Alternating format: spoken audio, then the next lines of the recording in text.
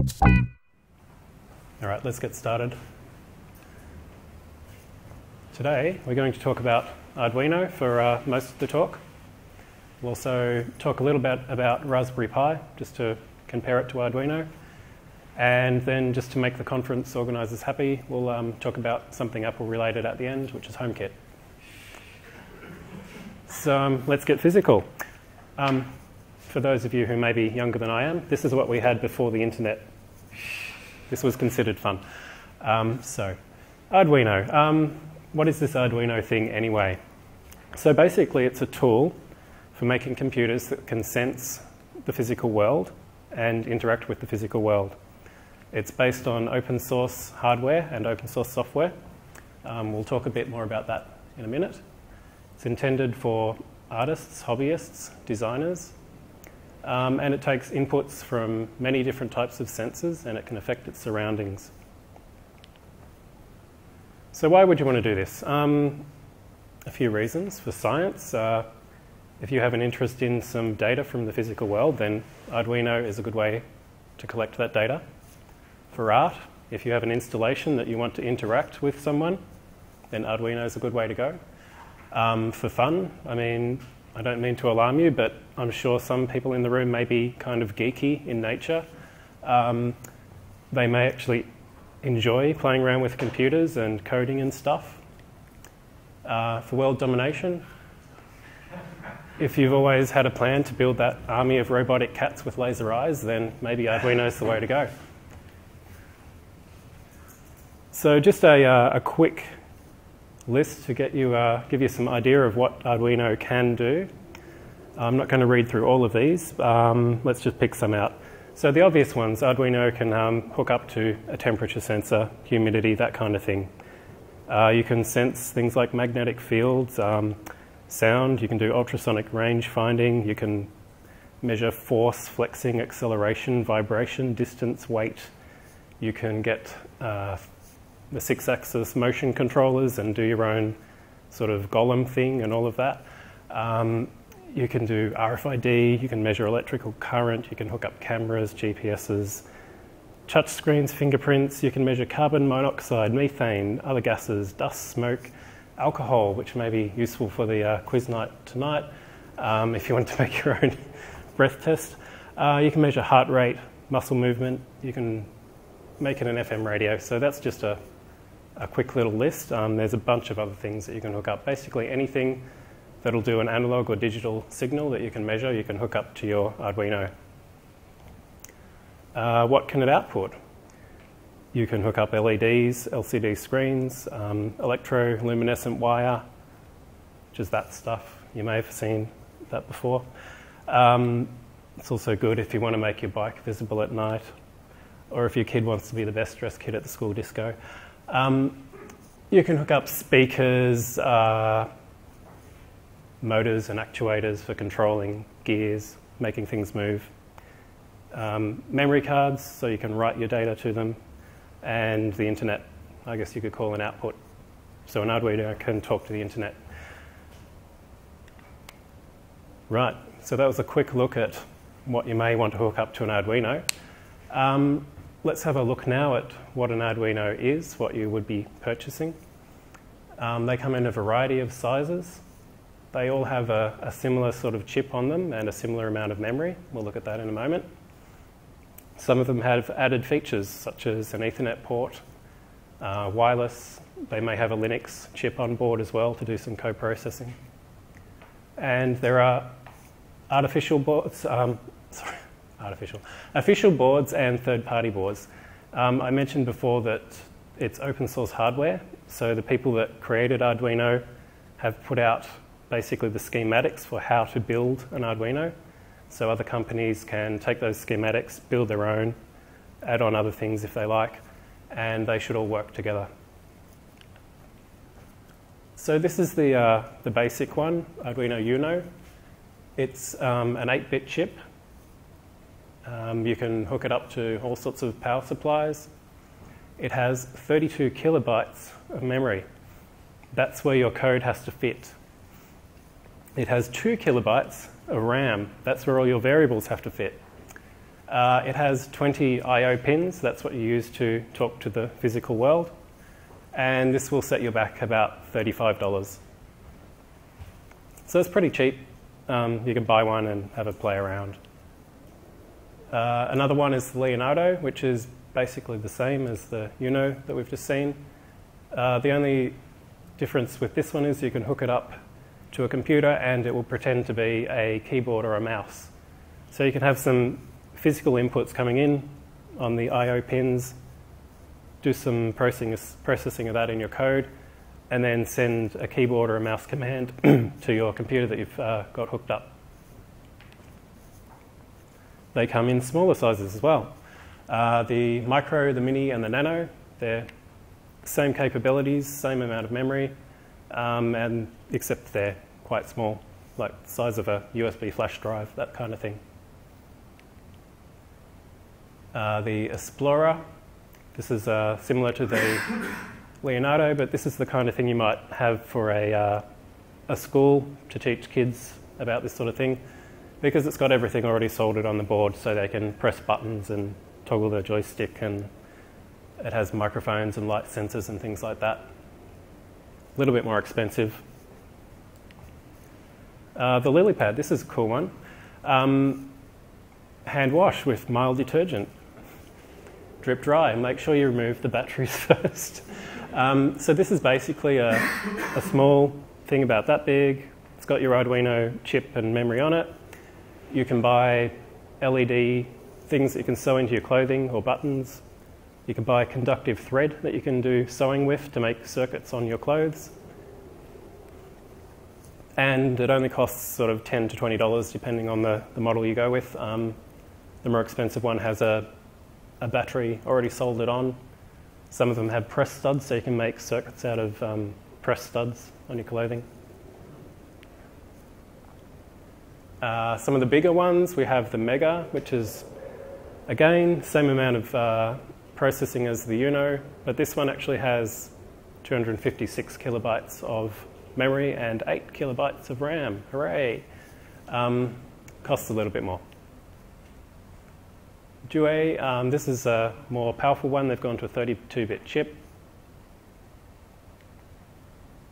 The Yún, this is like the Leonardo, except that they've got another chip on board which runs Linux, which is hooked up to a wireless chip.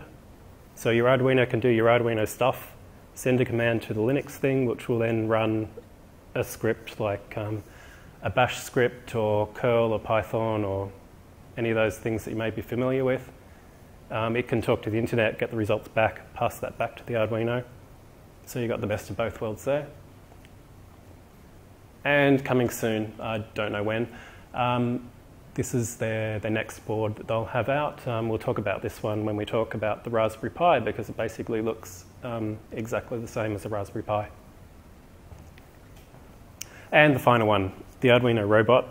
Yay, Robot. So this is 2 Leonardo boards that have been designed to sort of fit together. And this comes with all of the motors and a few sensors and things that you might need to get into robotics. It's obviously a lot more expensive than the other boards, so you'd only want to get this if you really wanted to get into robotics. So shields.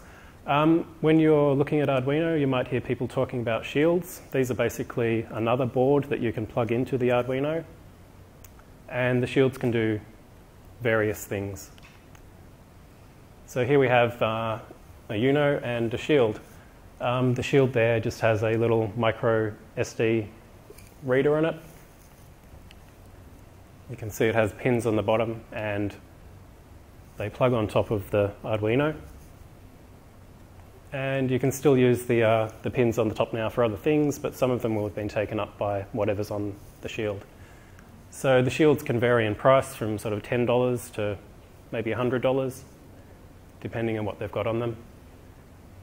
They may do things like add Ethernet or Wi-Fi to your Arduino, GPS, other things like that.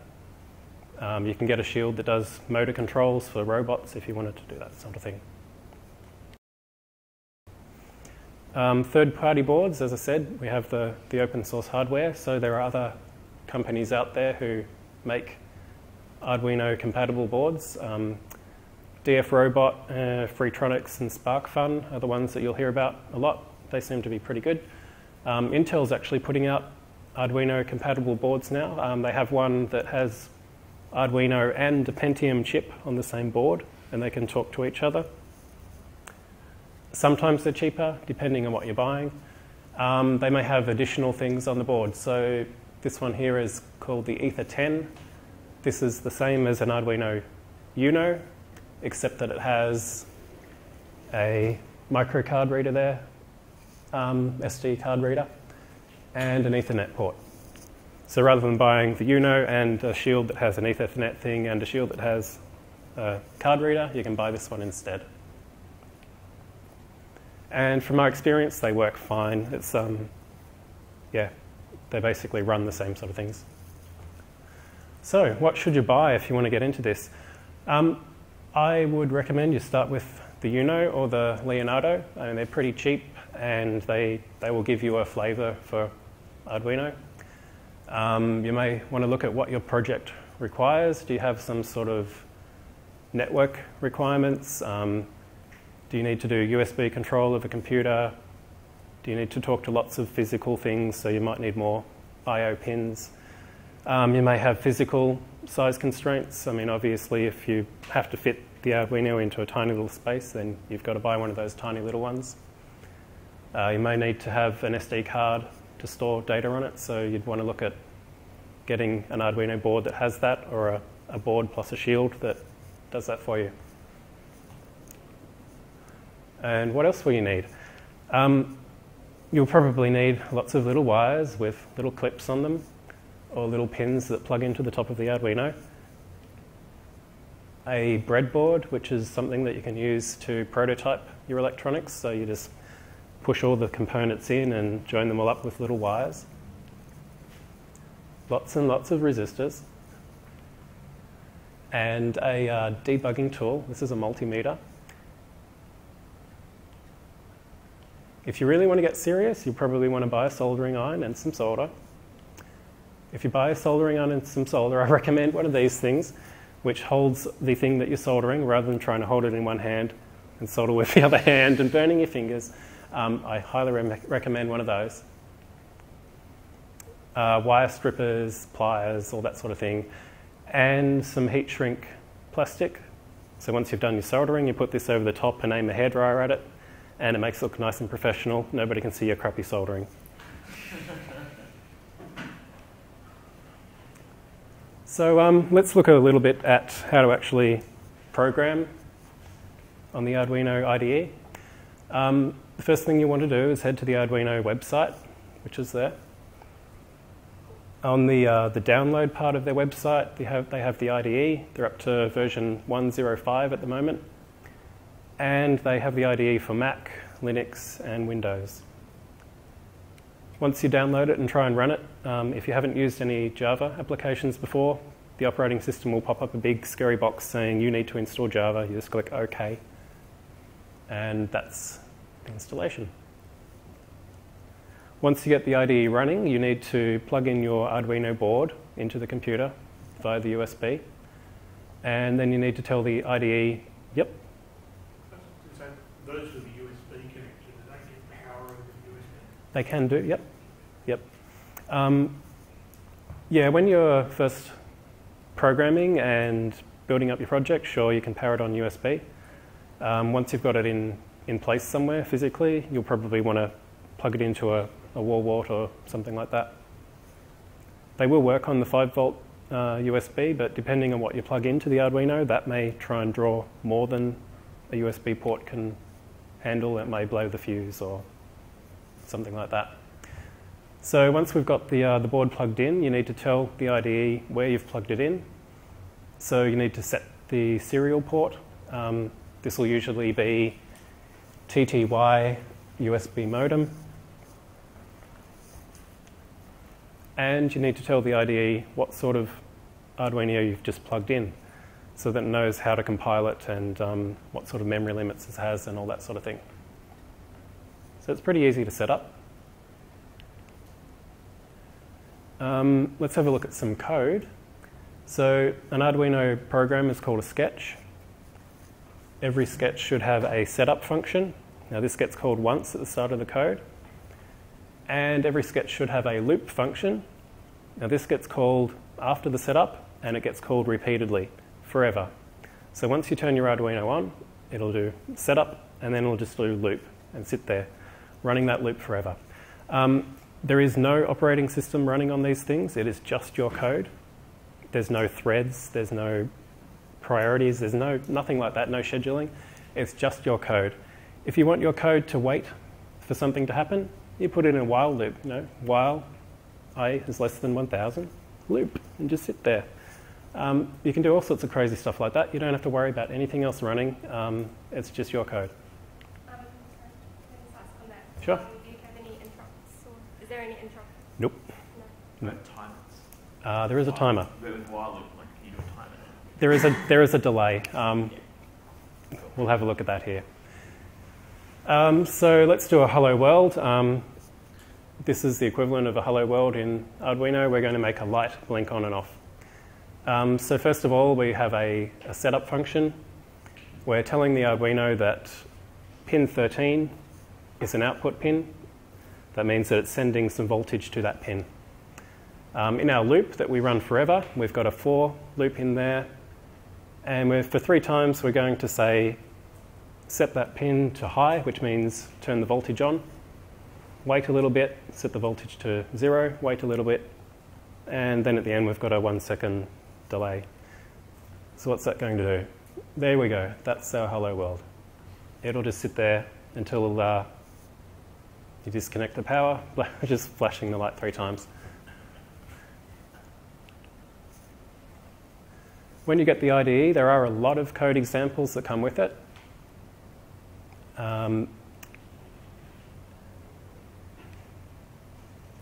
Let's have a look at another one, just to give you an idea. This one has some libraries. Basically, anything you hook up to an Arduino will probably have a library that someone has written to help you out. So the first thing you want to do is include those libraries.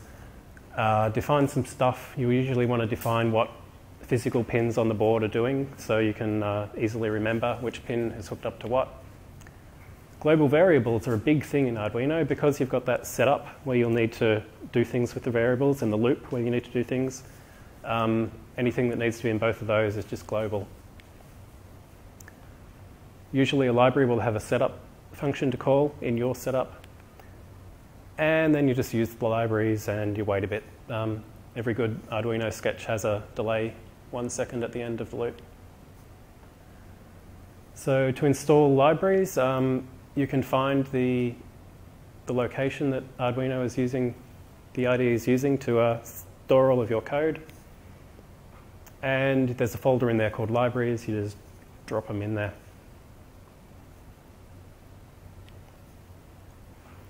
Once you've written some code, you can verify that it actually compiles, and you can upload it to the Arduino that you've hooked up. Once it uploads to the board will reboot and just start running your code straight away. There's not so much as a debugger like GDB or anything like that, so it's print statements or a multimeter. So here in the setup, we have a serial library we can use to talk over the serial thing, which is the USB cable in this case. And we have print and print line, so they can send stuff down the serial thing. You can actually hook 2 Arduinos or more up to each other on the serial thing, and they can talk to each other. There's a read function as well in the serial library. So to actually see what is coming down the serial line, you click on the little button there on your IDE, and it just prints what's coming down the serial thing.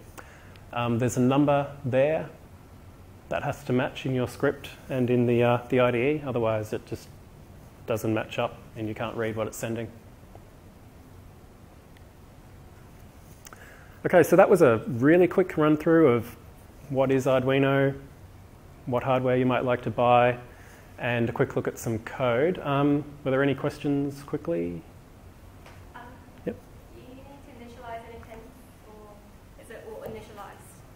How do you, so if you set, for example, connect some of the inputs and outputs. Yep. So do you do that in the setup function? Pretty much, yeah. And is there any initialization required? Or? It depends on the device, yeah. Yeah. Usually the libraries that people have written to deal with a certain thing that you're plugging in will do all that initialization for you. Okay. Yeah. And on the shields, like, can you put multiple? Yeah, yeah. As long as they're not using the same pin, you can plug multiple shields on top of each other. So the SD card shield that I showed the picture of, I think that uses pin 10, 11, and 14 or something like that.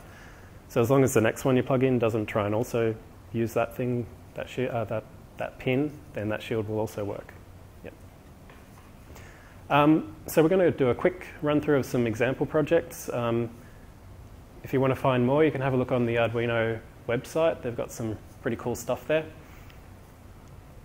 So, you know, the basic obvious one, making your own remote control car that gets controlled via Bluetooth.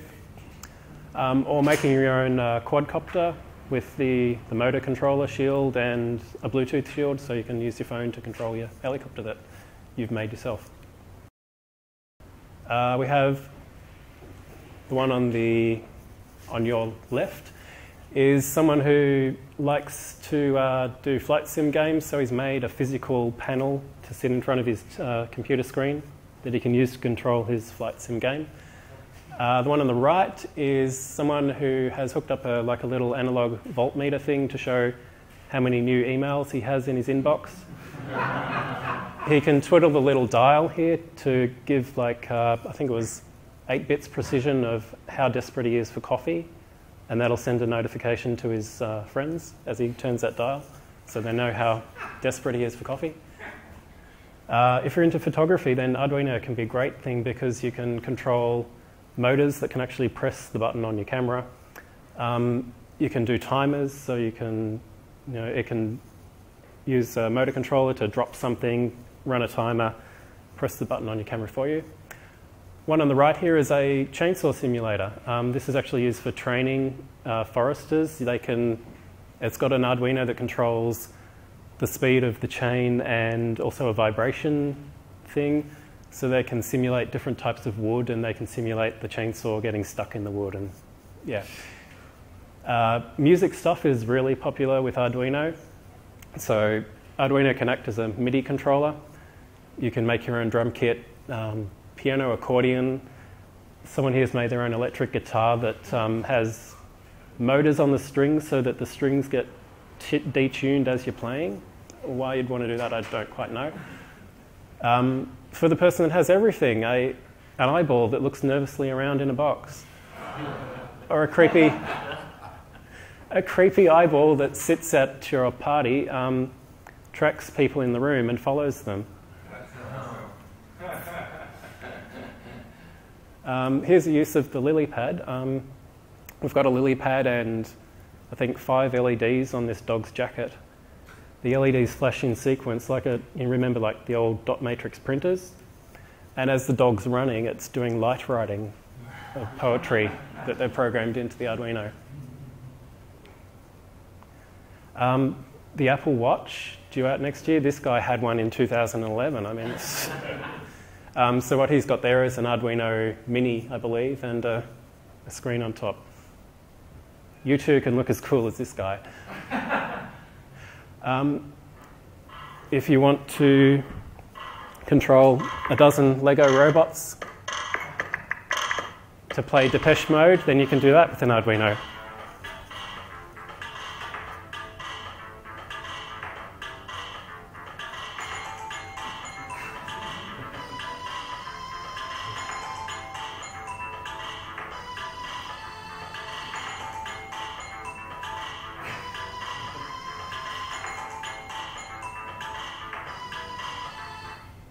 Yeah, I love that one.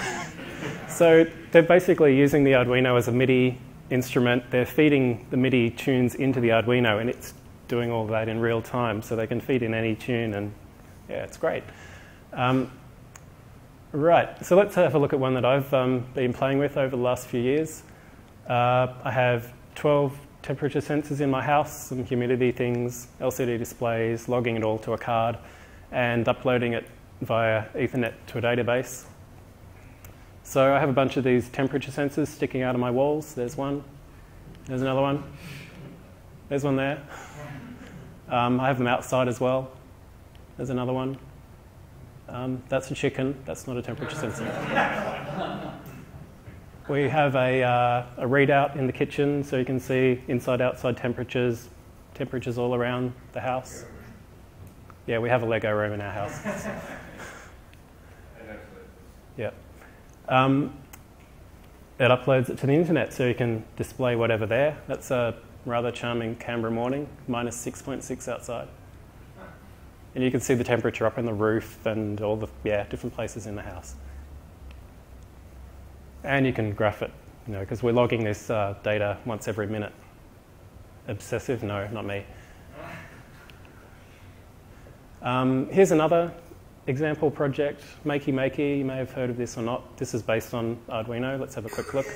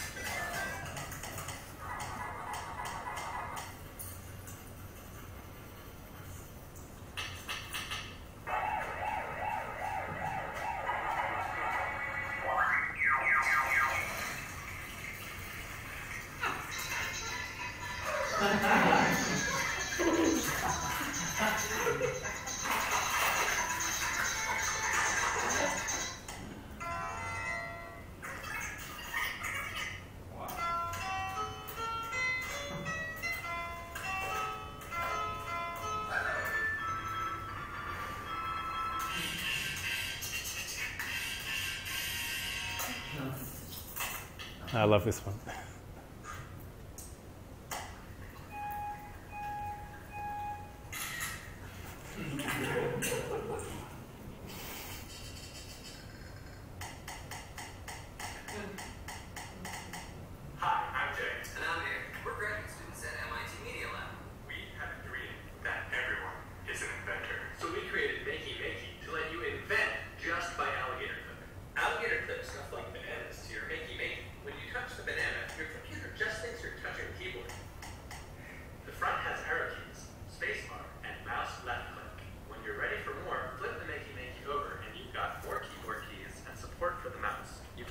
The board like an Arduino when you are ready. No program.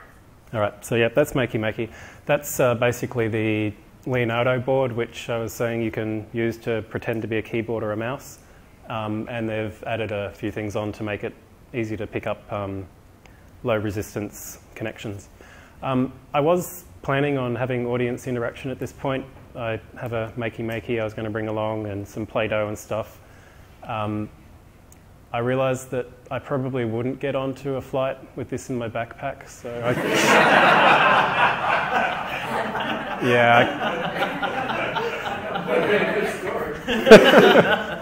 I have some really, really bad experiences with flying when DevWorld's involved, so I apologise in advance if you're flying out tomorrow and Melbourne Airport closes. It's my fault.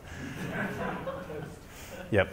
So that was Arduino. We'll have a quick sort of 5-minute look at Raspberry Pi.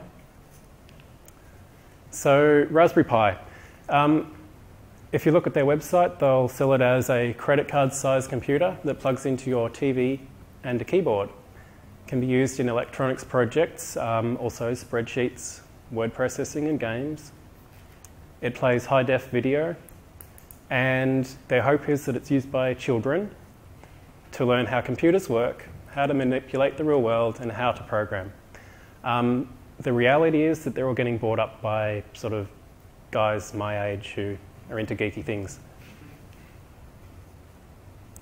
Looking at the goals of Raspberry Pi compared to Arduino.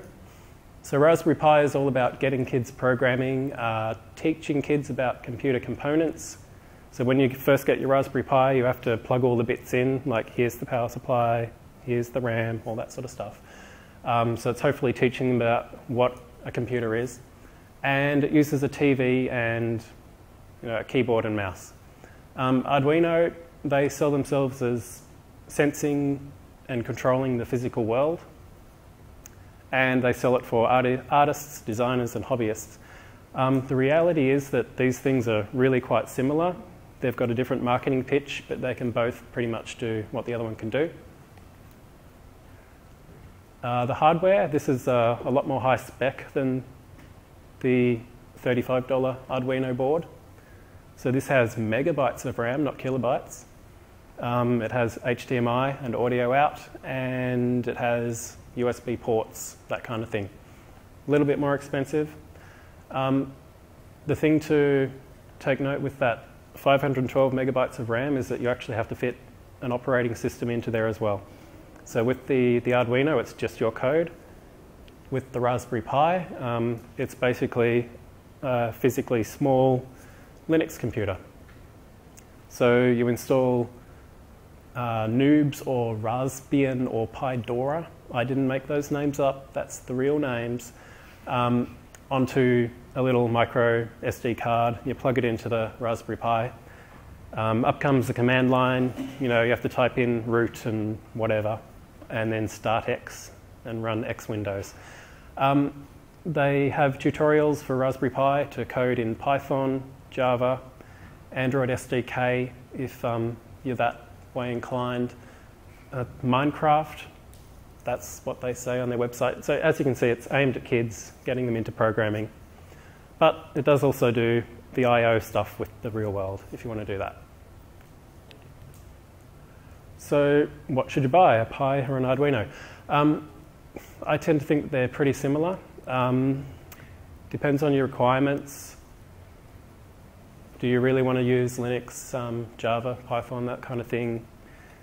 Do you want just something that's just your code and you can just write it and throw it in a corner and forget about it? And the Arduino tray, which is the one coming soon, has pretty much exactly the same hardware as the Raspberry Pi. So it looks like they're trying to sort of move into that market as well. So that was Raspberry Pi. Did anybody have any particular questions about that before we move on to HomeKit? Yep. Are there shields and stuff for Raspberry Pi? Yeah, there are. Yeah, I haven't really looked at them, but there are shields that you can plug in. They're not compatible with the Arduino ones, though, because they have physically a different sort of layout of where the pins are. Right, so HomeKit. So HomeKit is Apple's entry into the Internet of Things. Does everybody know what the Internet of Things is? It's things and they have the internet on them. Internet of Things has been around for a long time. It's just basically a marketing term that has come up recently. Everybody's really excited about it. One of the major vendors is calling it fog computing. Again, it's just their marketing terms for the same things that have always been around. So HomeKit is an API for developers to control these devices in their apps. It's a single way for users to control their devices. It's also a protocol to talk to different devices that are made by different manufacturers. And Apple's billing this as providing rationality and consistency to users. So rather than having 5 different brand light bulbs in their house and needing 5 different apps to control the light bulbs, they can have one app that controls all of those light bulbs. So what's the competition doing at the moment? Google has purchased a company called Nest. They paid, what, 1.5 Minecrafts for that. Nest basically makes thermostats. Now, admittedly, they are damn sexy thermostats, but really, it's just a thermostat. And they bought a company called Dropcam, which does security cameras for your house. So this is a web camera that takes photos of the inside of your house and uploads it to the internet. Apparently, that's worth $500 million too. So Google is really into this. So now, not only does Google know where you are at all times and what your ad interests are and what your email is and who's in your contact They also know how warm it is in your house, and they can see in your house at all times as well.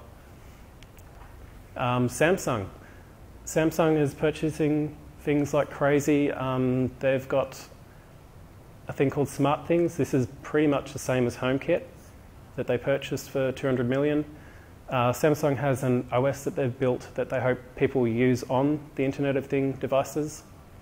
And they're also purchasing things like heating, ventilation, air conditioning distributors. So Samsung's definitely going for the full sort of spread of things. They're doing the OS, the actual physical stuff, and the apps to connect them all together.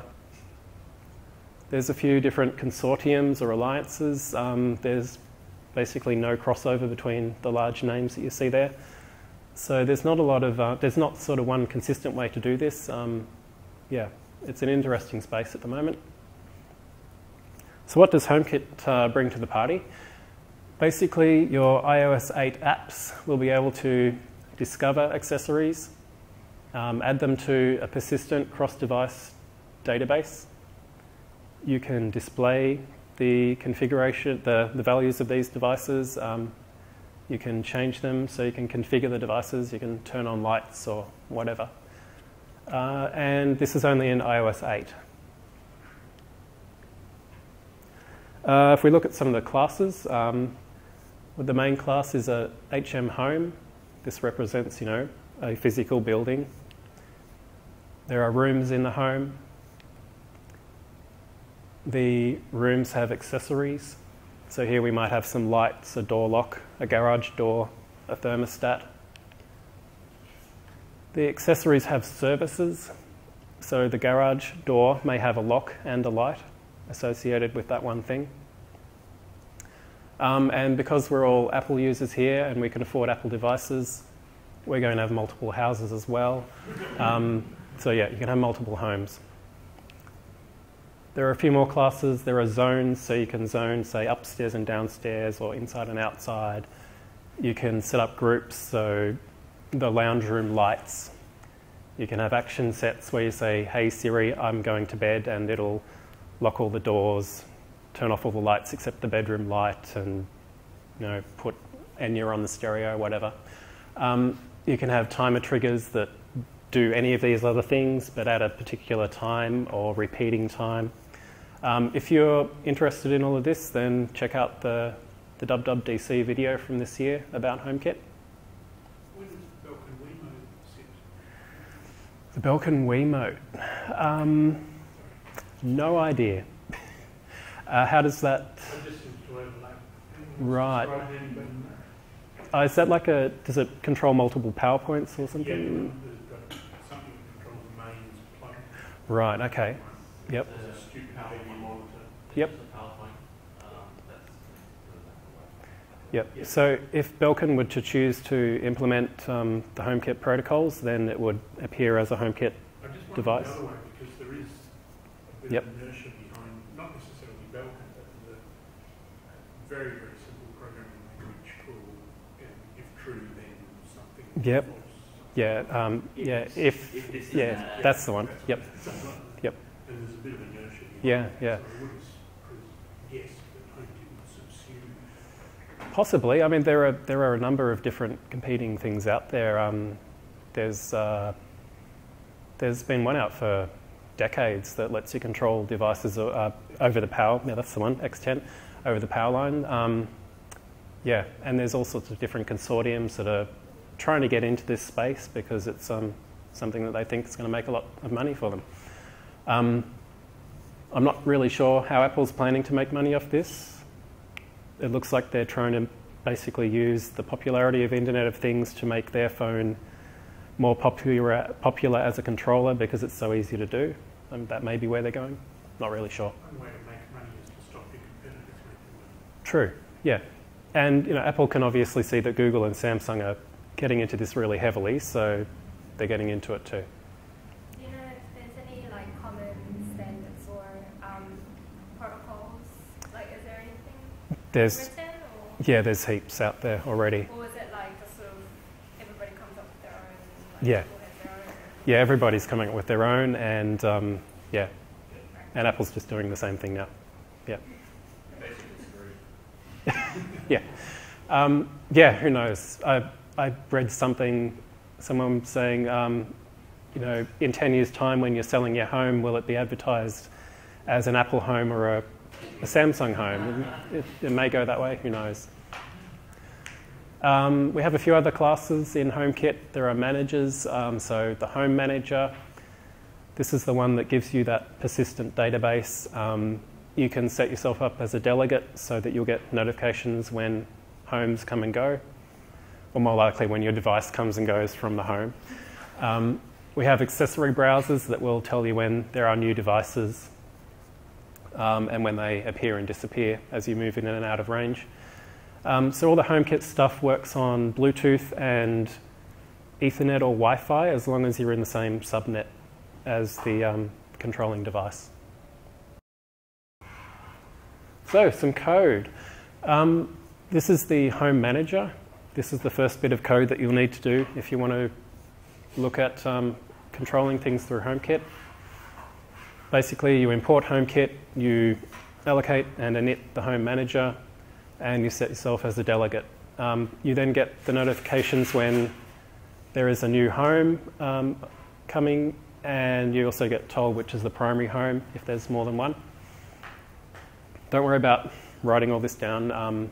The slides should be up in the next couple of months, hopefully sooner. Let's have a look at some code. This is turning on and off a light bulb. So we have our primary home. We want to get the accessory that has the name light bulb 2, for instance. If it's off, then we can turn it on. Now, I think you'll all agree that this would be absolutely awesome if this was real code. This isn't how it works at all. It's wrong. Ignore that code. Let's have a look at the real code. So we have our primary home. The primary home has some rooms which we can get as an array. We then go through the array of rooms looking for the right room. The room has accessories which we can get as an array, which we go through looking for the right accessory name. The accessory has services which we can get as an array, which we go through looking for the service that is the light bulb service. The light bulb service has characteristics. They may be the power state. They might be the hue, the brightness of the light. So we have to loop through these things over and over again. Eventually we get the right characteristic. We can then try to read the value from the characteristic of the service of the accessory of the room of the house. If that succeeds, then we actually get the value. We can check the value, say, oh, it's 0, that means the light's off. So then we can write a value to that characteristic, which will hopefully turn the light on with completion handler, which is where you check for your errors. So the code is very, very verbose, but it kind of needs to be because Apple's written something here that's meant to be talking to so many different things. They can't really have an easy sort of, oh, it's a light, turn it on type bit of code. You have to go delve right down into the light bulb, into the guts of it, work out what it is, and control it that way. If you want to test your app, obviously you don't want to have to go out to the store and buy 15 different light bulbs. So Xcode 6 comes with a simulator. At the moment it's a separate download. I'm not sure whether that'll be packaged in later on. So you need to get the hardware I/O tools download. And you can use that to simulate lights or doors or thermostats or things like that. So if you change things in your app, then that'll show up in the light bulb simulator. If you change it in the simulator, it'll show up in your app or get notifications there. So this is what it looks like. I've created a couple of accessories there, and the accessory has an LED light bulb in it, and the LED light bulb service has characteristics of the hue, the saturation, the brightness, and whether it's on or off. So you can fiddle with these things in the simulator and you can see the results in your app, and you can do vice versa. So obviously HomeKit deals with Internet of Things, and Arduino is a thing, and it has internet, so how do they work together?